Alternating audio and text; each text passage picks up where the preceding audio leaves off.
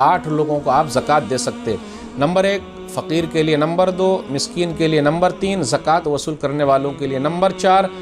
دل رکھنے کے لیے، وہ کافر جو اسلام کی طرف راغب ہو یا نئے جو مسلمان ہوئے ہیں ان کے ہیلپ کے لیے سوشل ورک تو کرنا ہی پڑے گا، یا پھر ایسے کافر کو دیا جائے وہاں کمزور مسلمان بستے ہیں کہ اگر ان کو دیں گے تو وہ اس کی وجہ سے کمزور مسلمانوں کی نگہبانی کریں گے اور دشمن سے ان کو بچا کر کے رکھیں گے، پھر اسی طریقے سے کوئی اس پر حملہ نہیں کر پائے گا۔ اس کے بعد نمبر 5 رقاب، گردن چھڑانے کے لیے۔ تو اس سے یہ بھی ہے کہ جو لوگ جیل میں بند ہیں اور ناحق بند ہیں ان کے لیے کوئی وکیل کا انتظام نہیں ہو رہا ہے، تو ایسے لوگوں کی ہیلپ کرنا ضروری ہے جو گردن چھڑانے کے لیے کام کرتے ہیں، جو جیل میں جو لوگ ناحق بند ہیں ان کو چھڑانے کا کام کرتے ہیں، تو وہاں بھی زکوٰۃ کی رقم دی جائے۔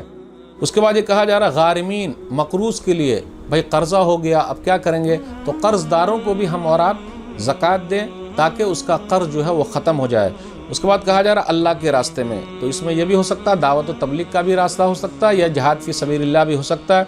اس کے بعد نمبر 8 مسافر کے لیے، کبھی کبھی جیب کٹ جاتا ہے، اب کیا کریں گے، تو زکوٰۃ کی رقم میں سے ان کو دیا جائے تاکہ وہ منزل مقصود تک پہنچ جائیں۔ تو یہ 8 شکلیں بیان کی گئی جہاں زکوٰۃ کی رقم دی جا سکتی ہے۔